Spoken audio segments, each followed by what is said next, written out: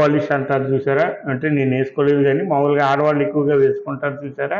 వేసుకునేటటువంటి nail polish వ్యాపారం. ఇది అంటే మెరూన్ కలర్ ఒకటి ఉండేది, గులాబీ రంగు ఒకటి ఉండేది. మహా ఉంటే రెడ్ కలరు, మెరూన్ కలర్, గులాబీ రంగు 1 or 2 కలర్స్ ఉండేవి. మహా అయితే 3 రంగులు ఫాలో అవుతున్నారు. చాలామంది ఫాలో అవుతున్నారు. దాని మంచిగా డెవలప్ అయింది ఈ ఫ్యాషన్ ఇండస్ట్రీ. అందులో దీంట్లో వచ్చేటటువంటి మార్జిన్ అనేటటువంటిది 60-80% అనేటటువంటిది ఉంటుంది. మీరు విన్నది నిజమే.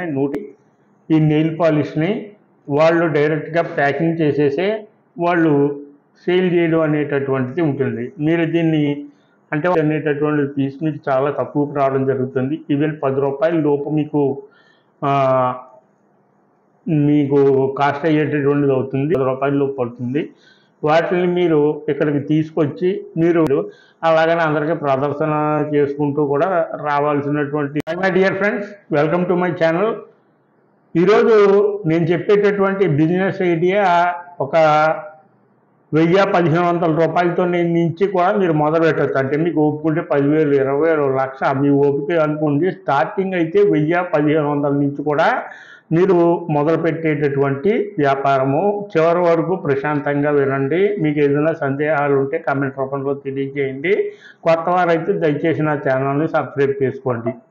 ఇంకా విషయానికి వచ్చినట్లయితే ఏమిటి వ్యాపారం అనేటటువంటి చూసుకుంటే ఏమీ లేదండి, గోల్డ్ రంగు వ్యాపారం. నెయిల్ పాలిష్ అంటారు చూసారా? అంటే నేను వేసుకోలేదు కానీ మామూలుగా ఆడవాళ్ళు ఎక్కువగా వేసుకుంటారు చూసారా? వేసుకునేటటువంటి నెయిల్ పాలిష్ వ్యాపారం. ఇది మార్కెట్లో కొన్ని వేల రకాల నెయిల్ పాలిషెస్ అనేటటువంటివి ఉన్నాయి. ఇదివరకు మన చిన్నప్పుడు చూసుకుంటున్నట్లయితే 2 కలర్స్ ఉండేవి. ఏంటంటే మెరూన్ కలర్ ఒకటి ఉండేది, గులాబీ రంగు ఒకటి ఉండేది. మహా ఉంటే రెడ్ కలరు, మెరూన్ కలర్, గులాబీ రంగు 1 or 2 కలర్స్ ఉండేవి. మహా అయితే 3 రంగులు అనేటటువంటివి ఉండేవి డార్క్ రెడ్తో కలిసి.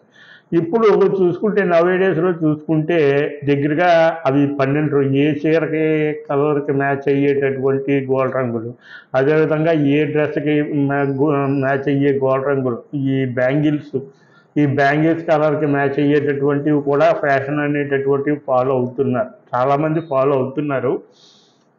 దానివల్ల ఇంతకీ నేను చెప్పొచ్చేది ఏంటంటే దానివల్ల ఈ ఇండస్ట్రీ అనేటటువంటిది మంచిగా డెవలప్ అయింది ఈ ఫ్యాషన్ ఇండస్ట్రీ. అందులో దీంట్లో వచ్చేటటువంటి మార్జిన్ అనేటటువంటిది 60-80% అనేటటువంటిది ఉంటుంది. మీరు విన్నది నిజమే. 160-80% వరకు కూడా ఇందులో ప్రాఫిట్స్ అనేటటువంటివి ఉంటాయి. ఓకే, ఇంకా మనం మీకు లేట్ చేయకుండా ఈ వ్యాపారంలోకి విషయంలోకి వచ్చినట్లయితే మనం ఇందులో 3 రకాలైనటువంటి వ్యాపారాలని మనం ఈ గోల్డ్ రంగ్ బిజినెస్ ద్వారా చేయగలం.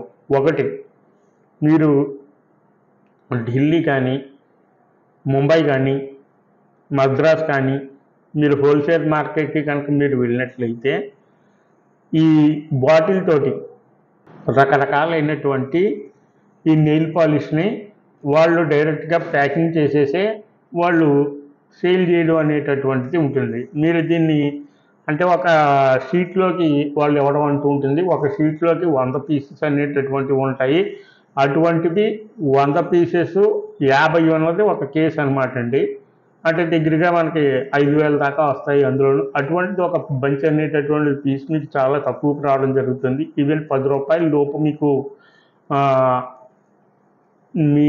కాస్ట్ అయ్యేటటువంటిది అవుతుంది. అంటే మీకు ఇక్కడ నుంచి ఢిల్లీకి వెళ్ళేటటువంటి ఛార్జెస్ అయితే కానివ్వండి, ముంబైకి వెళ్ళేటటువంటి ట్రైన్ ఛార్జెస్తో కలుపుకుని మీరు అందులో వేసుకోవడం అనేటటువంటిది వేసుకోవాలి. ఏదైనా సరే మీకు ₹10 లోపు పడుతుంది.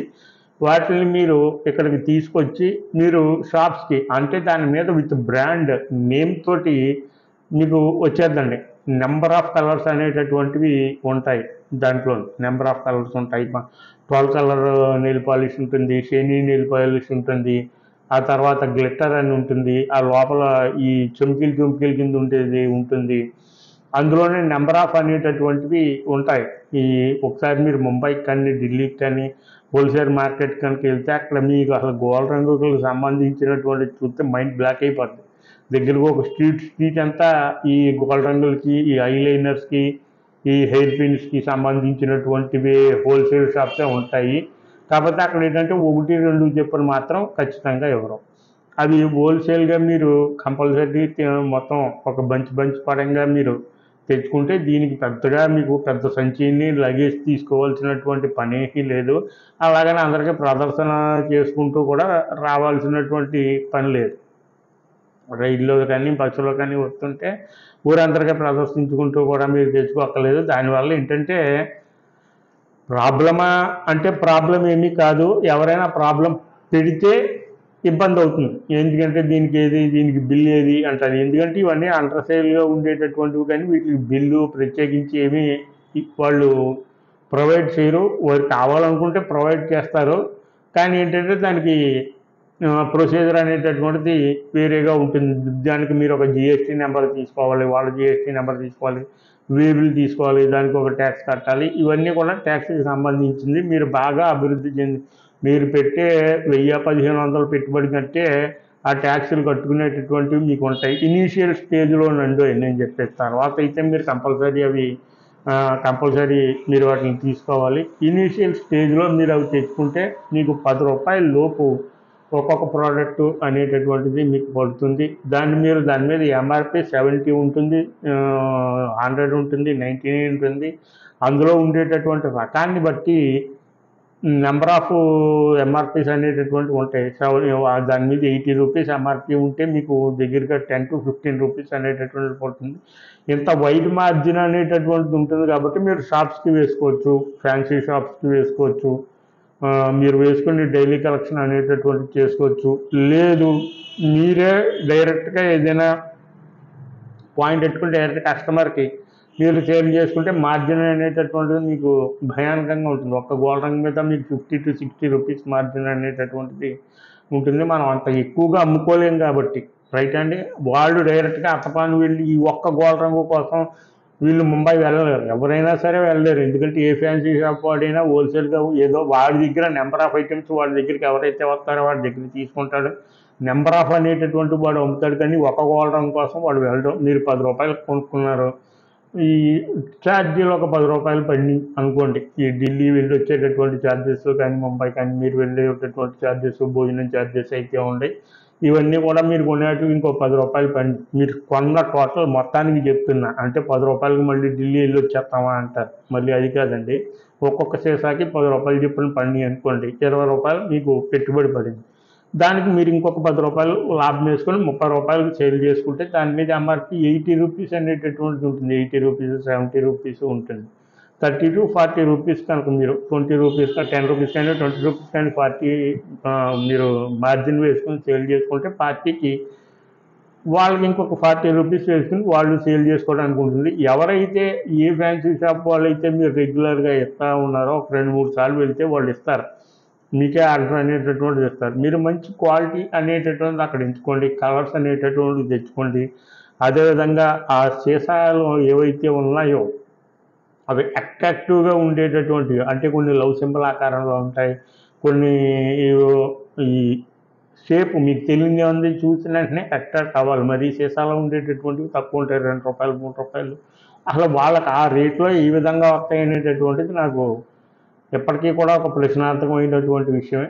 సరే, రెండో విషయం, దగ్గరలో మీరు ఇది ఒక 3 రకాల వ్యాపారాల్లో ఇది ఒక వ్యాపారం. రెండో రకమైనటువంటి వ్యాపారం ఏంటంటే విజయవాడ సైడ్ వెళ్తే కనుక ఈ విధంగా ముంబై నుంచి తెచ్చినటువంటి వాళ్ళు హోల్సేల్ అనేటటువంటి ఇస్తారు. కాళేశ్వరరావు మార్కెట్ అనేటటువంటిది ఉంటుంది, అక్కడ వాళ్ళు హోల్సేల్ అనేటటువంటిది ఇస్తారు. వాళ్ళు తీసుకొచ్చి మీరు షాప్లో అమ్ముకోవచ్చు. ఇది రెండో రకమైనటువంటి వ్యాపారము. అంటే మీరు అంత ముంబై వెళ్ళలేరు, హైదరాబాద్ దాన్ని ఏమంటారు, హైదరాబాద్ అంటున్నాను, మా ముంబై కానీ ఢిల్లీ కానీ వెళ్ళలేరు, ఆ లాంగ్వేజెస్ అవి రావు అనుకుంటే కనుక మీరు హైదరాబాదు బేగం బజార్కి కానీ, మీరు కోటికి కానీ, విశాఖపట్నం మీరు మానకాళి మార్కెట్కి కానీ ఇవి తెచ్చుకుని మీరు మీ షాప్లో సేల్ చేసుకోవడానికి అనేటటువంటిది ఉంటుంది. నేను విజయవాడ కూడా వెళ్ళలేనండి అనుకుంటే రాజమండ్రి నల్గొండ సంత అనేటటువంటిది ఉంది. అక్కడ హోల్సేల్ కనుక మీరు కొనుక్కుని రీటైల్గా మీరు సేల్ చేసుకోవచ్చు. అంటే డోర్ టు డోర్ వెళ్ళి సేల్ చేసుకోవడం కానీ, మీకు ఎవరైనా బాగా తెలుసున్నటువంటి వాళ్ళు ఎవరైనా ఉన్నట్లే వాళ్ళకి సేల్ చేసుకోవచ్చు. ఈ విధంగా చేసుకొచ్చి గోల్డ్ రంగ్ బిజినెస్ అనేటటువంటిది, నెయిల్ పాలిష్ ఈ బిజినెస్ అనేది ఫ్యాషన్కి సంబంధించింది కాబట్టి ఎక్కువ ప్రాఫిట్స్ వచ్చేటటువంటి అవకాశాలు ఉన్నాయి. ఓకే మీరు ఫ్రెండ్స్, మీరు ఎవరైనా ఉంటే ఇది ఒకసారి ట్రై చేయండి. ఈ విషయంలో మీకు డౌట్లు ఏదైనా ఉంటే దయచేసి కామెంట్ రూపంలో తెలియజేయండి, నేను రిప్లై ఇస్తాను. ఓకేనండి, మరో వీడియోతో మరోసారి మళ్ళీ కలుద్దాం. అప్పటి వరకు టేక్ కేర్, బాయ్.